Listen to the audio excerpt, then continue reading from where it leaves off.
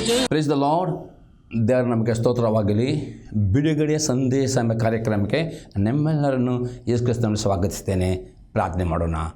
ಪರಲೋಕದಲ್ಲಿರುವ ತಂದೆ ದೇವರೇ, ಯೇಸು ಕ್ರಿಸ್ತನ ನಾಮದಲ್ಲಿ ನನ್ನ ಪಾದ ಸನ್ನಿಧಾನಕ್ಕೆ ನಾವು ಬಂದಿದ್ದೇವೆ. ನಿನ್ನ ವಾಕ್ಯಗಳನ್ನು ಧ್ಯಾನ ಮಾಡೋದಕ್ಕೋಸ್ಕರವಾಗಿ ಈ ನಿನ್ನ ವಾಕ್ಯಗಳನ್ನು ನಿನ್ನ ಪವಿತ್ರಾತ್ಮದಲ್ಲಿ ಅಭಿಷೇಕಿಸು.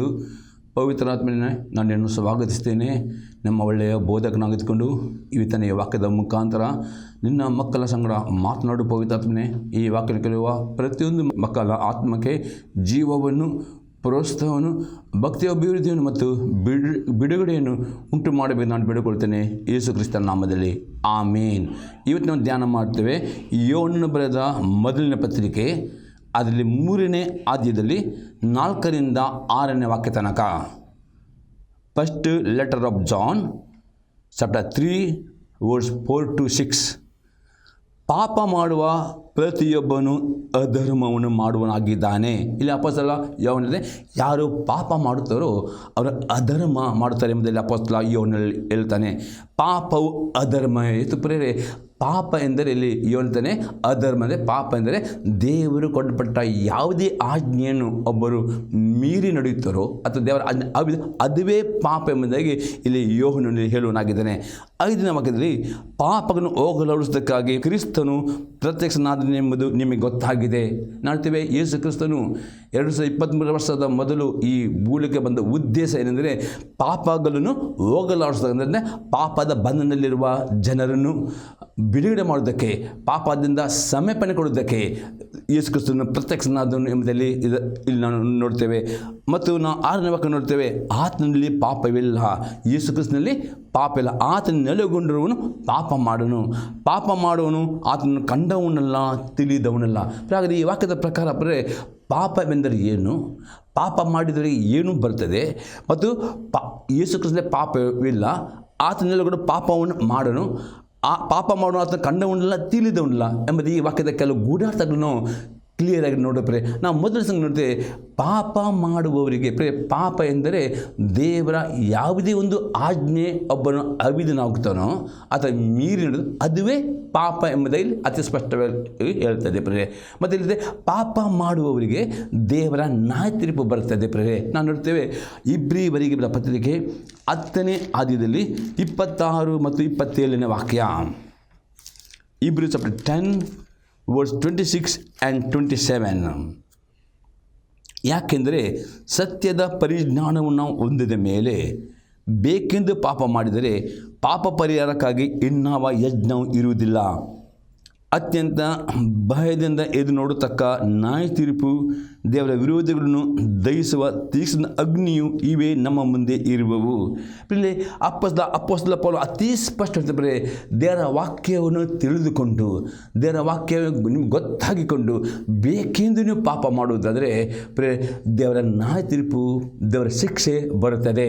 ಹಾಗಾದರೆ ಯೇಸು ಕ್ರಿಸ್ತ ಬಂದ ಉದ್ದೇಶ ಆಗಿದೆ ನಿಮಗೆ ಪಾಪದಿಂದ ಬಿಡುಗಡೆ ಕೊಡುವುದಕ್ಕೆ, ಪಾಪದಿಂದ ಜೀವನ ಹೊಂದುವುದಕ್ಕೆ, ಪಾಪದ ಬಂದ ಬಿಡಿಸಿದ ಯೇಸು ಕ್ರಿಸ್ತ ಬಂದಿದ್ದಾನೆ. ಅದೇ ಯೇಸು ಕ್ರಿಸ್ತ ಯಾರ್ಯಾರು ಯೇಸು ಕ್ರಿಸ್ತನನ್ನು ನಿಮ್ಮ ಕರ್ತನ ಒಡೆಯ ನಿಮ್ಮದೇ ಅಂಗೀಕಾರ ಮಾಡಿದ್ದರು ಮತ್ತು ನೀರಿನಲ್ಲಿ ಮುಡಿದೀಶ ಅಂದ್ಕೊಂಡಿದ್ದರು. ನೀವು ಪಾಪವನ್ನು ಮಾಡೋದನ್ನು ಬಿಟ್ಟು ಬಿಡುವರಾಗಬೇಕು. ನೀವು ಗೊತ್ತಿದ್ದುಕೊಂಡು ಪುನಃ ಪಾಪ ಮಾಡಿದರೆ ಇಲ್ಲ ಅಪ್ಪದಪ್ಪ ಪಾಪ ಮಾಡುವ ಮೇಲೆ ದೇವರ ಕೋಪ ಬರ್ತದೆ, ದೇವರ ಶಿಕ್ಷೆ ಬರ್ತದೆ. ಅದಕ್ಕೆ ಶಿಕ್ಷೆ ನಿಮಗೆ ಬೇಡ, ಆ ದೇವರ ಕೋಪ ಬೇಡ, ದೇವರ ಆಶೀರ್ವಾದ ಬರಬೇಕು. ಅದೇ ಈ ದಿನ ನೀವು ಪಾಪವನ್ನು ಬಿಟ್ಟು ಬಿಡಬೇಕು. ದೇವರೆಲ್ಲ ಆಜ್ಞೆಗಳನ್ನು ಕೈಕೊಂಡು ನಡೆಯುತ್ತಿದ್ದರೆ ಮಾತ್ರವೇ ದೇವರು ಪರಲೋಕದ ಬಾಗಿಲು ತೆರೆದುಕೊಂಡು ಎಲ್ಲ ಧರ್ಮೋಪದೇಶಕನ ಪುಸ್ತಕದಲ್ಲಿ 28ನೇ ಅಧ್ಯಾಯದಲ್ಲಿ 1ರಿಂದ 14ನೇ ವಾಕ್ಯದಲ್ಲಿ ಬರೆಯಲ್ಪಟ್ಟ ಎಲ್ಲ ಆಶೀರ್ವಾದಗಳನ್ನು ದೇವರು ನಿಮಗೆ ಕೊಡುವನು ಆಗಿದ್ದಾರೆ. ಇನ್ನಿದ ವಾಕ್ಯ ನೋಡ್ತೇವೆ, ಪಾಪ ಮಾಡಿದರೆ ಏನಾಗ್ತದೆ ಎಂಬುದಾಗಿ. ನಾನು ಯಾಕೋಬನ ಬರೆದ ಪತ್ರಿಕೆ 2ನೇ ಅಧ್ಯಾಯದಲ್ಲಿ 1ನೇ ವಾಕ್ಯ ಮತ್ತು 8ರಿಂದ 13 ವಾಕ್ಯ. James chapter 2 verse 1 8 to 13 verse. ನನ್ನ ಸಹೋದರರೇ, ಪ್ರಭಾವವುಳ್ಳ ನಮ್ಮ ಕರ್ತನಾದ ಯೇಸು ಕ್ರಿಸ್ತನಲ್ಲಿ ನಂಬಿಕೆಟ್ಟವಾದ ನೀವು ಪಕ್ಷಪಾತಿಗಳಾಗಿರಬಾರದು. ಯಾಕೋಬನು ಈ ಪತ್ರಿಕೆಯಲ್ಲಿ ದೇವರ ಮಕ್ಕಳಿಗೆ ಹೇಳ್ತಾನೆ, ನೀವು ಗಾಲಾಗಿರಬಾರದೆಂಬುದು ಒಂದು ಆಜ್ಞೆ ಕೊಡುತ್ತಾನೆ. ಇಲ್ಲಿ 8ನೇ ವಾಕ್ಯ ನಾವು ಓದ್ತೇವೆ. 13ನೇ ವಾಕ್ಯದಾಗ, ಆದರೂ ಶಾಸ್ತ್ರಕ್ಕೆ ಸರಿಯಾಗಿ ನಿನ್ನ ನೆರೆಯವನನ್ನು ನಿನ್ನಂತೆಯೇ ಪ್ರೀತಿಸಬೇಕೆಂಬ ರಾಜಾಜ್ಞೆ ನೀವು ನೆರವೇರಿಸುತ್ತಿದ್ದರೆ ನೀವು ಒಳ್ಳೆಯದನ್ನು ಮಾಡುವವರು. ಪ್ರಿಯಲ್ಲಿ ಅಪೊಸ್ತಲ ಯಾಕೋಬ ಹೇಳ್ತಾನೆ, ಈಗ ದೇವರ ವಾಕ್ಯತ್ತದೆ ಮೊದಲನೇ ಆಜ್ಞೆ ಆಗಿದೆ, ನಿನ್ನ ಸಂಪೂರ್ಣ ಹೃದಯದಿಂದ, ಪ್ರಾಣದಿಂದ, ಬುದ್ಧಿಯಿಂದ, ಶಕ್ತಿಯಿಂದ ಪ್ರೀತಿ ಮಾಡಬೇಕೆಂಬುದಾಗಿ ಯೇಸು ಕ್ರಿಸ್ತನು ಆ 10 ಆಜ್ಞೆಗಳು 2 ಆಜ್ಞೆ, ಅದು ಮೊದಲನೇ ಆಜ್ಞೆ ಆಗಿದೆ, ನಿನ್ನ ದೇವರಾದ ನಿನ್ನ ಕರ್ತನನ್ನು ಸಂಪೂರ್ಣ ಹೃದಯದಿಂದ, ಸಂಪೂರ್ಣ ಪ್ರಾಣದಿಂದ, ಸಂಪೂರ್ಣ ಬುದ್ಧಿಯಿಂದ, ಸಂಪೂರ್ಣ ಶಕ್ತಿಯಿಂದ ಪ್ರೀತಿ ಮಾಡಬೇಕೆಂಬುದಾಗಿ.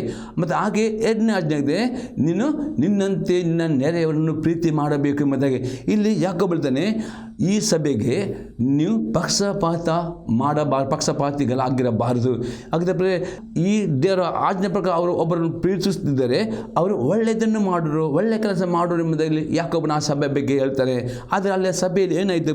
9ನೇ ಅದನ್ನು ಬಿಟ್ಟು ಪಕ್ಷಪಾತ ತೋರಿಸೋರಾಗಿದ್ದರೆ ನೀವು ಪಾಪ ಮಾಡೋರಾಗಿದ್ದು ಅಪರಾಧಿಗಳೆಂದು ಧರ್ಮಶಾಸ್ತ್ರದಿಂದ ತೀರ್ಮಾನಿಸಲ್ಪಡುತ್ತೀರಿ. ಆ ಸಭೆಯಲ್ಲಿ ನಾವು ನೋಡ್ತೇವೆ, ಒಂದು ಒಬ್ಬ ಸಹೋದರನು ಬಂದಿರುವಾಗ ಆ ಸಭೆಯಲ್ಲಿ ಆ ಬಡ ಸಹೋದರನಿಗೆ ಅವನು ಒಂದು ಜಾಗ ಕೊಟ್ಟ ನಿಮಿತ್ತಾಗಿ ಅಲ್ಲಿ ಪಕ್ಷಪಾತ ಮಾಡಿದ ಬಗ್ಗೆ ಯಾಕೋಬನ ಅಲ್ಲಿ ಖಂಡಿಸ್ತಾನೆ.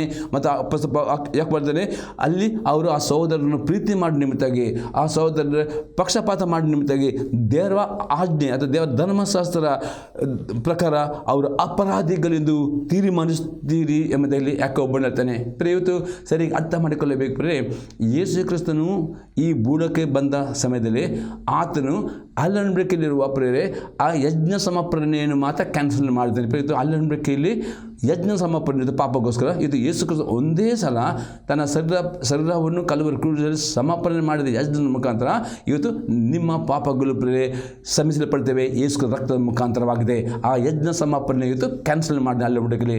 ಯೇಸು ಕ್ರಿಸ್ತ ಆ ಪರಿಶಾಸ್ತ್ರಿಗಳು ಹೇಳ್ತಾನೆ, ನಿಮ್ಮ ನೀತಿ ಅಂದರೆ ಆ ಪರಿಶಾಸ್ತ್ರಿಗಳು ಕೆಲವೊಂದು ಆಜ್ಞೆ ಕೈಕೊಂಡು ನಡೀತಿದ್ರು, ಕೆಲವೊಂದು ಆಜ್ಞೆಗಳು ತಿರಸ್ಕಾರ ಮಾಡ್ತಾರೆ. ಅದಕ್ಕೆ ಯೇಸು ಕ್ರಿಸ್ತನು ಹೇಳ್ತಾನೆ, ನಿಮ್ಮ ನೀತಿಯು ಪರಿಶಾಸ್ತ್ರ ನೀತಿಗಿಂತಲೂ ಹೆಚ್ಚಾಗಬೇಕಂದ್ರೆ ಅರ್ಥ ಯೇಸು ಕ್ರಿಸ್ತನ ನಂಬುವುದು ಮಾತ್ರ ಅಲ್ಲ, ಯೇಸು ಕ್ರಿಸ್ತನ ನಂಬಿಕೆ ಇಟ್ಟು ನೀರಿನ ಮುಳುಗಿ ದೇಶ ತೆಗೆದುಕೊಂಡು ಆತನ ಆಜ್ಞೆಯನ್ನು ಕೈಕೊಂಡು ನಡೆಯುವುದರೆ ನಿಮ್ಮ ನೀತಿಯು ಪರಿಶಾಸ್ತ್ರ ನೀತಿಗಿಂತಲೂ ಜಾಸ್ತಿಯಾಗಿರ್ತದೆ.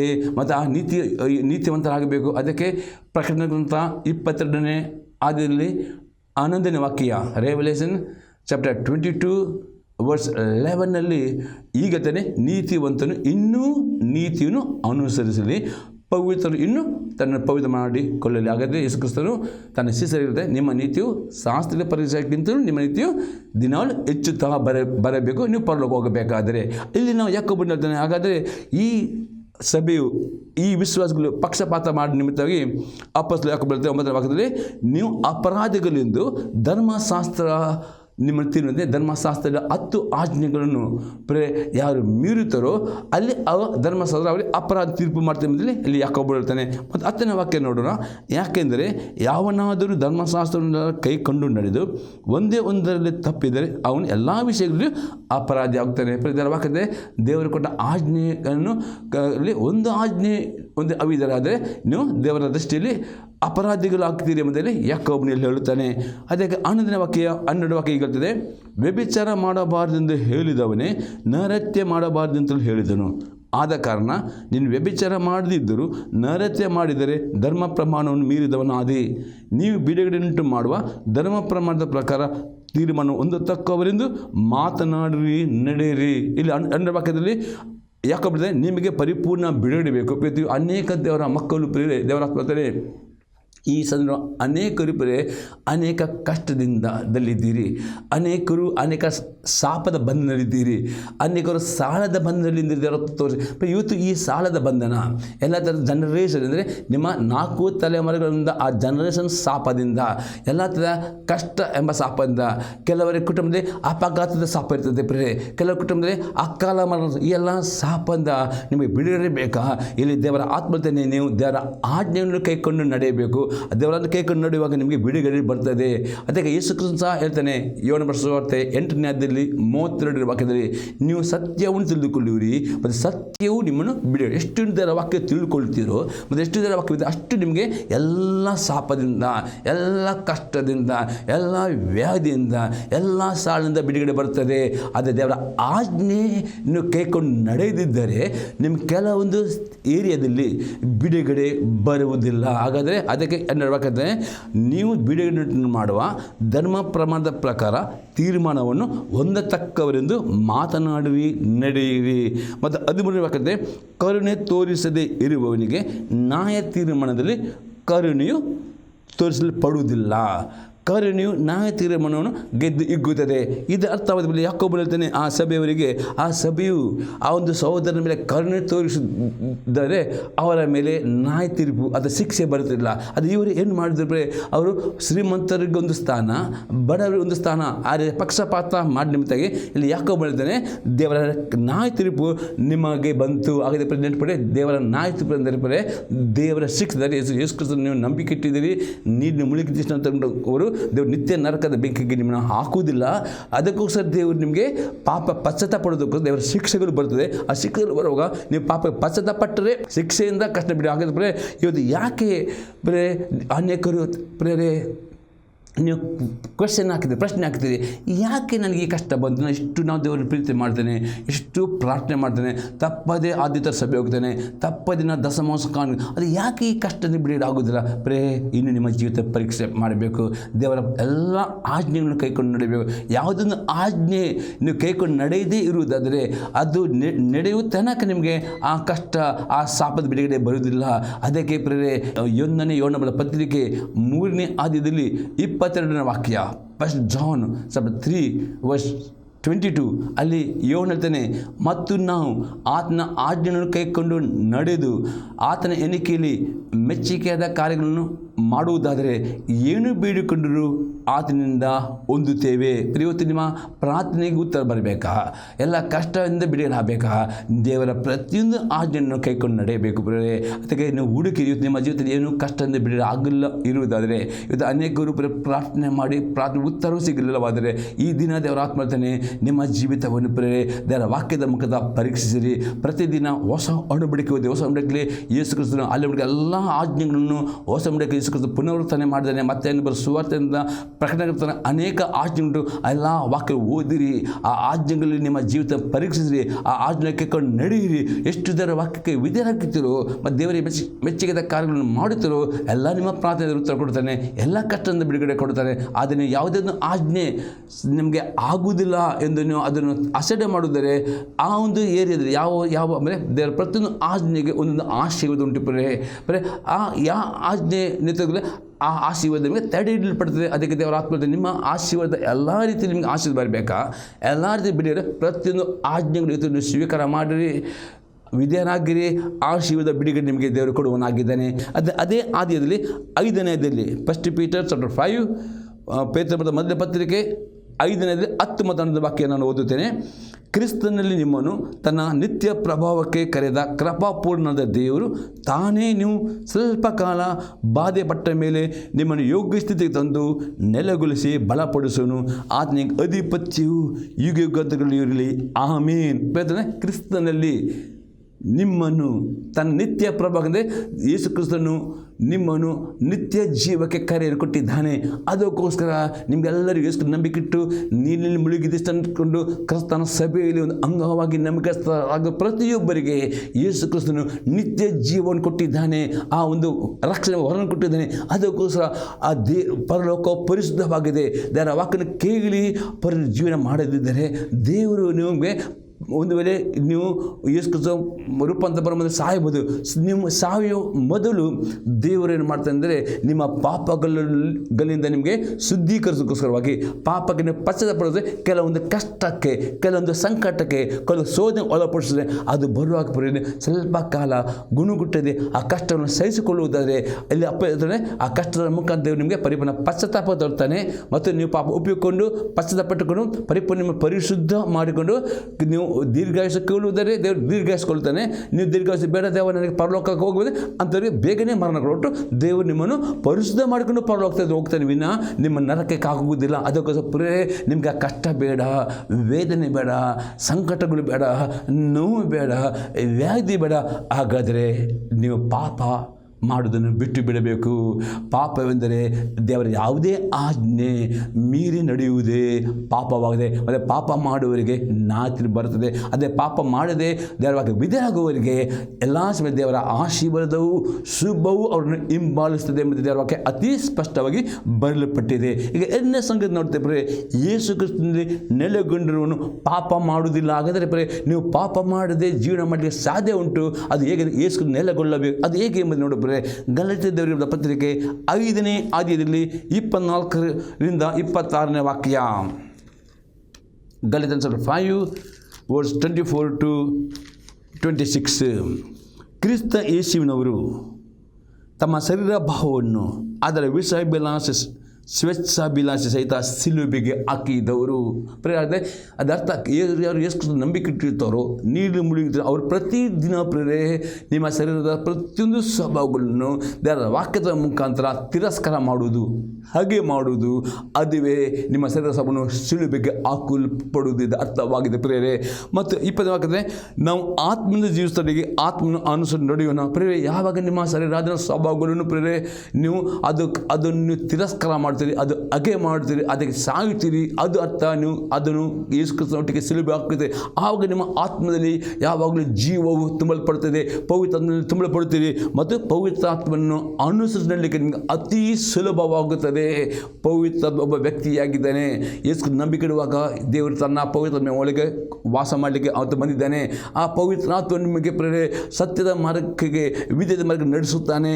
ಆದರೆ ಆ ಪವಿತ್ರಾತ್ಮನು ನಿಮಗೆ ಸತ್ಯ ಮಾರ್ಗ ನಡೆಸಬೇಕಾದರೆ ನಿಮ್ಮ ಶರೀರಾದ ಸ್ವಭಾವವನ್ನು ಪ್ರತಿದಿನ ದೇವರ ವಾಕ್ಯದ ಮುಖಾಂತರ ಅದನ್ನು ಗುರುತಿಸಿಕೊಂಡು ಅದನ್ನು ಹಾಗೆ ಮಾಡಬೇಕು, ಅದನ್ನು ತಿರಸ್ಕಾರ ಮಾಡಬೇಕು. ಅದಕ್ಕೆ ನಿಮ್ಮ ಮನಸ್ಸು ಕೊಡಬಾರ್ದು. ಅದಕ್ಕೆ ಬದಲಾಗಿ ದೇವರ ವಾಕ್ಯನ ಓದಿ ದೇವರ ವಾಕ್ಯ ವಿಧೇಯರಾಗಬೇಕು. ಎಷ್ಟು ದೇವರ ವಾಕ್ಯ ವಿಧೇಯ ಅಷ್ಟು ದೇವರ ಆತ್ಮನು ನಿಮ್ಮ ಆತ್ಮ ಜೀವ ತುಂಬಲ್ಪಡುತ್ತದೆ ಮತ್ತು ಆತನಿಗೆ ವಿಧೇಯರಾಗಿ ಶಕ್ತರಾಗ್ತೀರಿ. ಮತ್ತು 20ನೇ ವಾಕ್ಯ ಇದ್ದರೆ ಆಗ ನಿಮ್ಮಲ್ಲಿ ಅಹಂಕಾರ ಬರ್ತದೆ. ನಾನೇ ನೀತ ಒಂದು ನಾನು ಅಹಂಕಾರ ಯಾವಾಗಲೂ ನಿಮ್ಮ ಆತ್ಮದಲ್ಲಿ ಚಿಕ್ಕ ಮಗುವಿನಂತೆ ದೇವರ ಪ್ರತಿ ವಾಕ್ಯ ವಿಧೇಯರಾಗುವಂಥ ವಿಧೇಯತೆ ಹೃದಯ, ದೀನತೆ ಹೃದಯ, ಅಹಂಕಾರ ನಿಮ್ಮಲ್ಲಿ ಇರುವುದಿಲ್ಲ. ನಾನು ಅಷ್ಟೇ ಒಬ್ಬರೊಬ್ಬರನ್ನು ಕೆಣಕೋದು, ಯಾರ ಬಗ್ಗೆ ತೀರ್ಪು ಮಾಡಿದ, ಯಾರ ಬಗ್ಗೆ ನಿಂದಿಸಿದ ಕೆಣಕುವುದಿಲ್ಲ. ಮತ್ತು ಒಬ್ಬರೊಬ್ಬರ ಮೇಲೆ ಮಸ್ತವಿಲ್ಲದೆ ಪವಿತ್ರಾತ್ಮನ ಅನುಸರಿಸಿ ನಡೆಯುತ್ತೀರಿ. ಮತ್ತು ಆವಾಗ ನಿಮಗೆ ಪವಿತ್ರಾತ್ಮನ ನೆಲೆಗೊಂಡ ನಿಮಿತ್ತಾಗಿ, ಪವಿತ್ರಾತ್ಮನಲ್ಲಿ ಐಕ್ಯವುಳ್ಳವರ ನಿಮಿತ್ತವಾಗಿ ಯೇಸು ಕ್ರಿಸ್ತನ ನೆಲೆಗೊಳ್ಳದೆ ಅದರ ವಾಕ್ಯ ವಿಧಾನದ ನಿಮಿತ್ತಿಗೆ ದೇವರ ವಾಕ್ಯ ನಿಮಗೆ ಪಾಪ ಮಾಡಲಿಕ್ಕೆ ಅಡ್ಡಿ ಮಾಡುತ್ತದೆ. ಆಗ ನೀವು ಪಾಪ ಮಾಡದೆ ಜೀವನ ಸಾಧ್ಯವಾಗ್ತದೆ ಎಂಬುದರಲ್ಲಿ ಯೋನನು ಅಲ್ಲಿ ಹೇಳುವನಾಗಿದ್ದಾನೆ. ಆತನ ಆಜ್ಞೆಗಳನ್ನು ಕೈಕೊಂಡು ನಡೆಯುವನು ಆತನಲ್ಲಿ ನೆಲೆಗೊಂಡಿರುತ್ತಾನೆ, ಆತನು ಇವನಲ್ಲಿ ನೆಲೆಗೊಂಡಿರುತ್ತಾನೆ. ಇಲ್ಲಿ ಇವನು ಹೇಳ್ತಾನೆ, ನೀವು ದೇವರ ಪ್ರತಿ ಆಜ್ಞೆಯನ್ನು ಕೈಕೊಂಡು ನಡೆಯುವುದರೆ ನೀವು ದೇವರಲ್ಲಿ ಅಂದರೆ ಯೇಸು ಕ್ರಿಸ್ತನ ನೆಲೆಗೊಳ್ಳಿ, ಯೇಸು ಕ್ರಿಸ್ತನು ನಿಮ್ಮ ಒಳಗೆ ನೆಲೆಗೊಳ್ಳುತ್ತಾನೆ. ಹೇಗೆಂದರೆ ನಮ್ಮಲ್ಲಿ ನೆಲೆಗೊಂಡಿದ್ದಾನೆಂದು ಆತನು ನಮಗೆ ಅನುಗ್ರಹಿಸ ಆತ್ಮನಿಂದಲೇ ಬಳ್ಳೆಯು. ಅರ್ಥವಾದೆ, ನೀವು ಎಷ್ಟು ದೇವರ ಆಜ್ಞೆಗೆ ನೀವು ವಿಧಾನ ಅಷ್ಟು ನಿಮಗೆ ಗೊತ್ತಾಗ್ತದೆ ಯೇಸು ಕ್ರಿಸ್ತನ ಆ ಪ್ರಸನ್ನತೆ, ಯೇಸು ಕ್ರಿಸ್ತನ ನಿಮ್ಮ ಒಳಗೆ ಇದ್ದಾನೆಂಬ ನಿಮ್ಮ ಆತ್ಮ ಸಾಕ್ಷಿ ಕೊಡುತ್ತದೆ. ನಿಮ್ಮ ಒಳಗೆ ಯಾವಾಗಲೂ ಪವಿತ್ರಾತ್ಮನ ಒಂದು ಅಭಿಷೇಕದ ಅರಿವು ನಿಮಗೆ ಉಂಟಾಗುತ್ತದೆ. ಯಾವಾಗ ನಿಮಗೆ ಈ ಅರಿವು ನನ್ನ ಒಳಗೆ ಪವಿತ್ರ ಇದ್ದಾನೆಂಬ ಅರಿವು ನಿಮಗೆ ಉಂಟಾಗ್ತದೆ. ಯಾವಾಗ ದೇವರ ಆಜ್ಞೆಗಳನ್ನು ಕೈಕೊಂಡು ನಡೆಯುವುದಾದರೆ ನೀವು ಯೇಸು ಕ್ರಿಸ್ತನ ನೆಲೆಗೊಳ್ಳುತ್ತೀರಿ. ಮತ್ತು ಆಗ ಯೇಸು ಕ್ರಿಸ್ತ ನಿಮ್ಮ ಒಳಗೆ ನೆಲೆಗೊಳ್ಳುತ್ತಾನೆ ಎಂಬ ಅರಿವು ಬರ್ತದೆ. ಹೇಗೆ ದೇವರ ಆತ್ಮನು ನಿಮ್ಮ ಆತ್ಮಕ್ಕೆ ಸಾಕ್ಷಿ ಕೊಡುತ್ತಾನೆ. ಒಂದು ವೇಳೆ ಯೇಸು ಪ್ರೀತಿ ಮಾಡ್ತೀವಿ ಎಂದು ಬರೀ ಬಾಯಿಲಿ ಪ್ರೀತಿ ಮಾಡಿಕೊಂಡು ಆಜ್ಞೆಗೆ ಅವಿಧರಾಗಿದ್ದರೆ ನಿಮ್ಮ ಆತ್ಮದಲ್ಲಿ ಅಪರಾಧಿ ಒಂದು ಮನಸ್ಸಾಕ್ಷಿ ಅಪರಾಧಿ ಮನಸ್ಸಾಕ್ಷಿ ನಿಮಗೆ ಯಾವಾಗಲೂ ಪೀಡಿಸ್ತಾ ಇರುತ್ತದೆ. ನಿಮಗೆ ದೇವರ ಆತ್ಮನ ಪ್ರಸನ್ನತೆ, ದೇವರ ಆತ್ಮ ಇದ್ದೇನೆಂಬ ನಿಮ್ಮ ಆತ್ಮ ಸಾಕ್ಷಿ ಕೊಡುವುದಿಲ್ಲ. ಅದಕ್ಕೋಸ್ಕರ ಇವತ್ತು ದೇವರ ಆತ್ಮನು ನೀವು ತುಂಬಲ್ಪಡಬೇಕಾದರೆ, ದೇವರ ಆತ್ಮನ ಆ ಒಂದು ಅಭಿಷೇಕದ ಅನುಭವ ನಮಗೆ ಆಗಬೇಕಾದರೆ ನೀವು ದೇವರ ಆಜ್ಞೆಗಳನ್ನು ಕೈಕೊಂಡು, ಅದಕ್ಕೆ ಯೇಸು ಕ್ರಿಸ್ತನ ಯೋಹನ ಬರೆದ ಸುವಾರ್ತೆ 14ನೇ ಅಧ್ಯಾಯದಲ್ಲಿ 23ನೇ ವಾಕ್ಯದಲ್ಲಿ ಆತ ಹೀಗೆ ಹೇಳ್ತಾನೆ, ನೀವು ನನ್ನನ್ನು ಪ್ರೀತಿಸಿದರೆ ನನ್ನ ಆಜ್ಞೆ ಕೈಕೊಂಡು ನಡೆಯುವುದಾದರೆ ನಾವಿಬ್ಬರೂ ತಂದೆ ಮಗ ಪವಿತ್ರ ನಾವು ತ್ರೇಕ ದೇವರು ನಿಮ್ಮ ಒಳಗೆ ಬಂದು ವಾಸ ಮಾಡುತ್ತೇವೆ, ಬಿಡಾರ ಮಾಡುತ್ತೇವೆ ಎಂದು ಯೋಹನ ಬರೆದ ಸುವಾರ್ತೆ 14ರಲ್ಲಿ 23 ವಾಕ್ಯದ ಅತಿ ಸ್ಪಷ್ಟವಾಗಿ ಬರೆಯಲ್ಪಟ್ಟಿದೆ. ಇನ್ನೊಂದು ದೃಷ್ಟಾಂತ ಕೊಟ್ಟರೆ, ನೀವು ಪಾಪ ಮಾಡದೆ ಜೀವನ ಮಾಡಲಿಕ್ಕೆ ಸಾಧ್ಯ ಉಂಟು ಎಂಬುದಾಗಿ ಕೀರ್ತನೆ 119ನೇ ಕೀರ್ತನೆಯಲ್ಲಿ 9ನೇ ವಾಕ್ಯ ಮತ್ತು 11ನೇ ವಾಕ್ಯ. ಸಾಮ್ 119 verse 9 and 11 verse. ಯೌವನಸ್ಥನು ತನ್ನ ನಡತೆಯನ್ನು ಶುದ್ಧಪಡಿಸಿಕೊಳ್ಳುವುದು ಯಾವುದರಿಂದ? ನಿನ್ನ ವಾಕ್ಯವನ್ನು ಗಮನಿಸಿ ನಡೆಯುವುದರಿಂದಲೇ. ಇಲ್ಲಿ ದಾವೀದನೇ ಒಬ್ಬ ಯೌವನಸ್ಥರು ಅಂದರೆ ಯೌವನ ಪ್ರಾಯದಲ್ಲಿ ಪರಿಶುದ್ಧ ಜೀವನ ಅತಿ ಕಷ್ಟಕರ. ಆದರೆ ದಾವೀದನೇ ಒಬ್ಬ ಯೌವನಸ್ಥನು ಪ್ರಾಯದಲ್ಲಿ ಪರಿಶುದ್ಧ ಜೀವನ ಸಾಧ್ಯ ಉಂಟು ಯಾವಾಗ?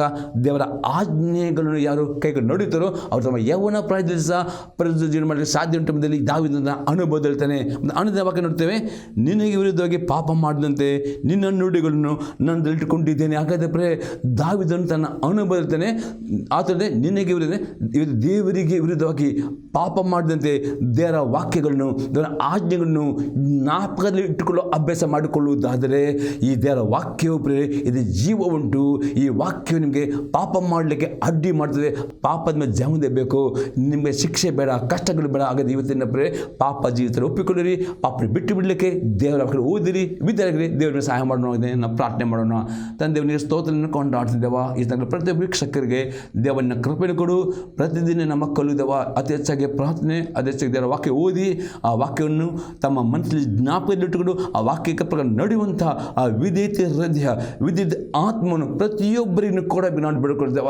ಯಾಕಂದರೆ ನಾವು ವಾಕ್ಯದ ಯಾರನ್ನ ವಾಕ್ಯಕ್ಕೆ ವಿಧೇಯರಾಗ್ತೇವೋ ಅವರು ದೇವ ನಿನ್ನ ಪ್ರಸನ್ನತೆ, ನಿನ್ನ ಪವಿತ್ರಾತ್ಮ ಆ ಒಂದು ಅನುಭವ ಅವರು ಹೊಂದಿಕೊಳ್ಳುತ್ತಾರೆ, ಅವರ ಆಶೆ ಹೊಂದಿಕೊಳ್ಳುತ್ತಾರೆ ಎಂಬುದನ್ನು ವಾಕ್ಯದ ಹೇಳಿದ ಪ್ರಕಾರ ಇನ್ನೆಲ್ಲ ವೀಕ್ಷಕರಿಗೆ ದೇವ ಆ ವಿದ್ಯುತ್ ಹೃದಯವನ್ನು, ವಿದ್ಯುತ್ ಆತ್ಮ ಇದು ಮನಸ್ಸು ಕೊಡಬೇಕು ಮತ್ತು ಪ್ರತಿಯೊಬ್ಬರ ಆಶೀರ್ವಾದ ಮಾಡಿ ಬಿಡ್ಕೊಳ್ತೇನೆ ಯೇಸು ಕ್ರಿಸ್ತನ ನಾಮದಲ್ಲಿ. ಆಮೇನ್.